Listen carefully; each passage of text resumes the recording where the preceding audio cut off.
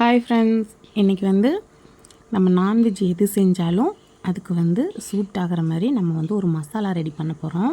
இந்த மசாலா என்ன நான்வெஜ் சமைச்சாலும் நம்ம வந்து இதை யூஸ் பண்ணலாம். ஸோ இது செய்கிறதுக்கு ஒரு கடாய் எடுத்துக்கோங்க. கடாய் லேசாக ஹீட் பண்ணிக்கோங்க.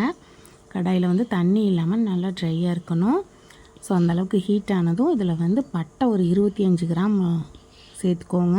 சேர்த்துட்டு நல்லா ஒரு நிமிஷம் வந்து நல்லா வறுத்துக்கோங்க. பட்டை வந்து நம்ம உடைச்சோன்னா கையில் எடுத்து நல்லா வந்து உடையணும். ஸோ அந்தளவுக்கு நல்லா வந்து வறுத்துக்கோங்க. அடுப்பை வந்து முழுமையாக லோ ஃப்ளேமில் வச்சுக்கோங்க. வச்சுட்டு நல்லா வந்து வறுத்துக்கோங்க. பாருங்கள், இப்படி வந்து நீங்கள் கரண்டியில் அழுத்தி விட்டாலே அது வந்து உடையும். ஸோ இது போல் நல்லா வந்து வறுத்துட்டு இப்போ வறுத்த பட்டையை வேறு ஒரு பிளேட்டுக்கு மாற்றிக்கலாம். இந்த அளவுக்கு வறுத்தா சரியாக இருக்கும். இப்போ இதை வந்து வேறு பிளேட்டுக்கு மாற்றி வச்சுக்கோங்க. இது ஒரு ஓரமாக இருக்கட்டும். இப்போ அதே கடாய் வச்சுக்கோங்க. கடாய் வந்து லேசாக ஹீட் பண்ணிக்கோங்க. ஹீட் ஆனதும் இதில் வந்து ஒரு 20 கிராம் அளவுக்கு கல்பாசி சேர்த்துக்கோங்க. இந்த மசாலா எந்த குழம்புல சேர்த்தாலும் ஃப்ளேவர் வந்து அட்டகாசமாக இருக்கும். டேஸ்ட்டும் பார்த்திங்கன்னா சூப்பராக இருக்கும். ஸோ இந்த அளவுக்கு நல்லா வந்து வறுத்துக்கோங்க. ஸ்டவ்வை முழுமையாக லோ ஃப்ளேமில் வச்சுக்கோங்க. இப்போ இதையும் வந்து நம்ம ஆல்ரெடி பட்டை வறுத்து வச்சுருக்க பிளேட்டுக்கு மாற்றிக்கோங்க. மாற்றிட்டு அதே கடாயில் ஒரு 20 கிராம் அளவுக்கு கிராம்பு சேர்த்துக்கோங்க.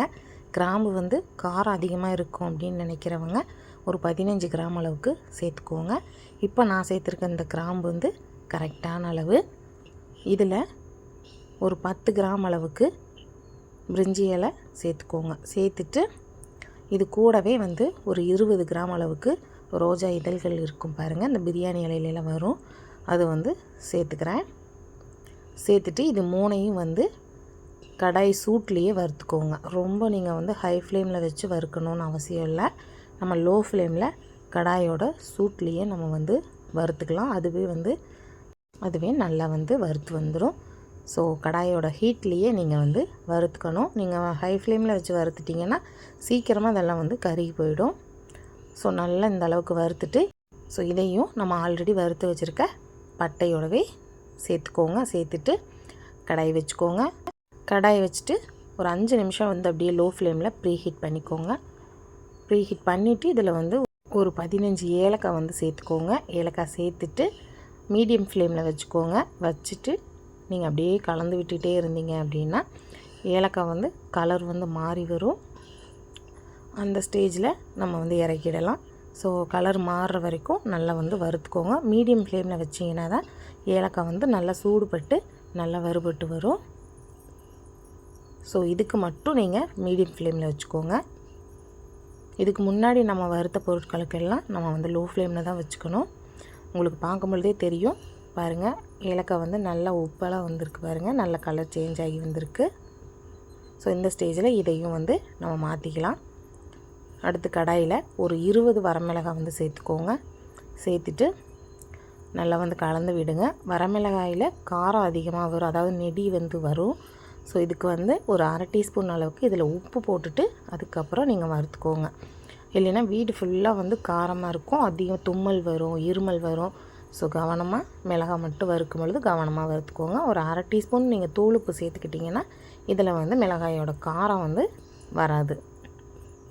ஸோ சேர்த்துட்டு நல்லா வந்து இந்த அளவுக்கு வறுத்துக்கோங்க. மிளகாய் வறுக்கும்போது நீங்கள் லோ ஃப்ளேமில் தான் வச்சுக்கணும். ஹை ஃப்ளேம்லேயும் மீடியம் ஃப்ளேம்லேயும் வைக்க வேணாம். ஸோ மிளகாய் வந்து கலர் மாறிடும். அதனால் நீங்கள் லோ ஃப்ளேமில் வச்சு ஒரு 2 to 3 நிமிஷம் வறுத்தாலே நல்லா நமக்கு வறுபட்டுடும்.